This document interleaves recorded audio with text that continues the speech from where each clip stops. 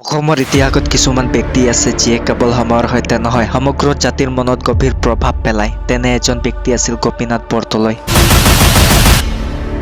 এজন সাধাৰণ গাঁৱৰ ল'ৰাৰ পৰা কঠোৰ পৰিশ্ৰম, ধৈৰ্য আৰু দেশভক্তিৰে অসমৰ শিক্ষাৰ সংস্কৃতি আৰু সমাজৰ পথ পৰিৱৰ্তন কৰিছিল। তেওঁ দেখুৱাইছিল যে শিক্ষা, নেতৃত্ব আৰু নিষ্ঠা একেলগে থাকিলে অসমীয়া জাতিক শক্তিশালী কৰি তুলিব পৰা যায়। 1937 तक बरदलोई दोबारा कांग्रेस में शामिल हो चुके थे।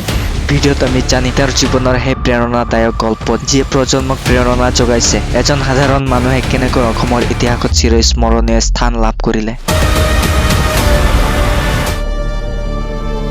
গোপীনাথ বৰদলৈ 1848 চন অসমৰ বঙাইগাঁও জিলাৰ এখন সৰু গাঁৱত জন্মগ্ৰহণ কৰিছিল। তেওঁ জন্ম লোৱা পৰিয়ালটি সাধাৰণ কৃষক পৰিয়াল আছিল। গোপীনাথৰ পৰিয়ালৰ জীৱন সহজ, কিন্তু শিক্ষা আৰু নৈতিক মূল্যবোধৰ ওপৰত গুৰুত্ব দিছিল। এই পৰিয়ালে তেওঁক শৈশৱৰ পৰাই কঠোৰ পৰিশ্ৰম আৰু ধৰ্ম, সততা আৰু দেশভক্তিৰ মৰ্ম শিকাইছিল। শৈশৱৰ দিনবোৰতে গোপীনাথৰ শিক্ষা আৰম্ভ হৈছিল ঘৰতে। তেওঁ খুব ধৈৰ্য আৰু মনোযোগী আছিল। অন্য শিশুৰ দৰে খেলা-ধূলা, দৌৰত তেওঁৰ মন নাছিল। গোপীনাথ পঢ়াশালিতে অধিক সময় কটাবলৈ পছন্দ কৰিছিল। সেই সময়তে তেওঁ বুজি উঠিছিল যে শিক্ষা মানুহৰ জীৱন সলনি কৰিব পাৰে। তেওঁ নিজকে প্ৰতিজ্ঞা কৰিছিল, মই মোৰ নিজৰ জ্ঞানৰ জৰিয়তে সমাজ আৰু দেশৰ বাবে কিছু কৰিম। তেওঁৰ শৈশৱৰ দিনবোৰতে ভাৰতৰ বিভিন্ন প্ৰান্তত উপনিৱেশবাদৰ শাসনৰ প্ৰভাৱ স্পষ্টভাৱে দেখা গৈছিল। অসমীয়া ভাষা, সংস্কৃতি আৰু পৰম্পৰা বিদেশী শক্তিৰ আগ্ৰাসনত সংকট পৰিছিল। সেই সময়তে গোপীনাথৰ ভিতৰত নিজৰ দেশ আৰু সংস্কৃতিৰ বাবে গভীৰ দায়িত্ববোধ জন্ম লয়। তেওঁ দেখিছিল যে ব্যক্তিগত উন্নতিৰ বাবে শিক্ষা যথেষ্ট নহয়, সমাজ আৰু ৰাষ্ট্ৰৰ উন্নতিৰ বাবেও শিক্ষা ব্যৱহাৰ কৰিব লাগে। 1870 চনত গোপীনাথ বৰদলৈয়ে আইন অধ্যয়ন কৰিবলৈ গ'ল।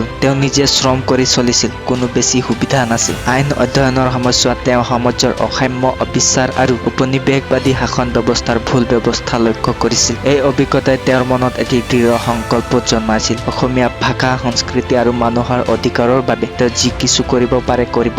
আইন অধ্যয়ন শেষ কৰাৰ পাছত গোপীনাথ বৰদলৈ অসমলৈ উভতি আহিল। তেওঁ আইন পেছাত কৰ্মৰত হ'লেও তেওঁৰ মনত সদায় এটি বৃহৎ লক্ষ্য আছিল, অসমীয়া মানুহক সংগঠিত কৰি তেওঁলোকৰ শিক্ষা, ৰাজনীতি আৰু সামাজিক ন্যায়ৰ জগতত স্বাৱলম্বী বনোৱা। তেওঁ সমাজৰ দীন, দৰিদ্ৰ আৰু অৱহেলিত শ্ৰেণীৰ বাবে বিশেষ কৰ্ম কৰি আৰম্ভ কৰিছিল। গোপীনাথ বৰদলৈৰ জীৱনৰ অন্যতম শক্তিশালী দিশ আছিল তেওঁৰ নেতৃত্ব গুণ। তেওঁ বিভিন্ন সামাজিক সংগঠন আৰু শিক্ষা প্ৰতিষ্ঠানৰ জৰিয়তে লোকক সংগঠিত কৰিছিল। তেওঁ বিশ্বাস কৰিছিল, যদি মানুহে নিজৰ অধিকাৰ আৰু দায়িত্ব বুজিব পাৰে, তেতিয়াহে কোনো শক্তি তেওঁলোকক দমন কৰিব নোৱাৰে। এই দৰ্শনে তেওঁৰ সকলো কৰ্মক প্ৰেৰণা যোগাইছিল। 1896 চনত তেওঁ অসমীয়া জাতি আৰু সংস্কৃতিক সুৰক্ষিত কৰাৰ বাবে অসমীয়া সাহিত্য সভা আৰু আন বহু শিক্ষা আৰু সংস্কৃতি প্ৰতিষ্ঠানৰ জৰিয়তে কাৰ্য আৰম্ভ কৰিছিল। তেওঁ ভাষা, সাহিত্যিক সমাজৰ মূল শক্তি হিচাপে গণ্য কৰিছিল। তেওঁ মানিছিল যে শিক্ষা আৰু সংস্কৃতিক লগত লগাই দিলে মানুহে নিজৰ অৱস্থান চিনি পাব আৰু সামাজিক অৱনতি ৰোধ কৰিব পাৰিব। তেওঁৰ জীৱনত অন্যতম উল্লেখযোগ্য ঘটনা আছিল অসমীয়া ভাষাৰ অধিকাৰ ৰক্ষা কৰাৰ আন্দোলন। ইংৰাজ শাসনকালত অসমীয়া ভাষা স্কুল আৰু চৰকাৰী কৰ্মৰত প্ৰচলিত নাছিল। বহুতো বিদ্যালয় বঙালী আৰু ইংৰাজী প্ৰচলিত আছিল। গোপীনাথ বৰদলৈয়ে এই কথা লক্ষ্য কৰি উভতি অহাৰ পাছত শিক্ষানীতি আৰু চৰকাৰী নীতিৰ ওপৰত জোৰকৈ কাম কৰিছিল। তেওঁ শিক্ষা বিভাগৰ সৈতে যোগাযোগ কৰি অসমীয়া ভাষাক স্কুল আৰু ৰাজহুৱা কৰ্মৰত সন্মানজনক স্থান দানৰ বাবে যথেষ্ট পৰিশ্ৰম কৰিছিল। গোপীনাথ বৰদলৈৰ জীৱনৰ আন এক উল্লেখযোগ্য দিশ আছিল তেওঁৰ নেতৃত্বৰ বাবে বিৰাট সাহস। তেওঁ নিজে কেতিয়াও নিজৰ মতামত ত্যাগ নকৰে। যেতিয়া ৰাজ্যিক আৰু ৰাজনৈতিক নেতাসকলৰ মাজত অসমীয়া অধিকাৰৰ বাবে মতভেদ দেখা দিয়ে, গোপীনাথ সদায় দৃঢ় থাকি অসমীয়া সমাজৰ ভৃত্যত্বৰ হিতৰ বাবে সিদ্ধান্ত লয়। তেওঁৰ এই দৃঢ়তা আৰু সাহসে অসমৰ বহু সমস্যাৰ সমাধানত সহায় কৰিছিল। গোপীনাথ বৰদলৈৰ জীৱনত শিক্ষা, নৈতিকতা আৰু দেশভক্তিৰ সমন্বয় বিশেষ শক্তি হিচাপে দেখা যায়। তেওঁ কেতিয়াও ব্যক্তিগত লোভ বা স্বাৰ্থৰ বাবে কাম কৰা নাছিল। সকলো সিদ্ধান্তই সমাজ আৰু অসমীয়া জাতিৰ কল্যাণক কেন্দ্ৰ কৰি লোৱা হৈছিল। এই দৃষ্টিভংগীয়ে তেওঁৰ নাম ইতিহাসত অমৰ কৰি দিছে। অসমৰ ৰাজনীতি আৰু সমাজ সংস্কাৰত তেওঁৰ অৱদান অতুলনীয়। তেওঁ অসমীয়া জাতি আৰু সংস্কৃতিক শক্তিশালী কৰিবলৈ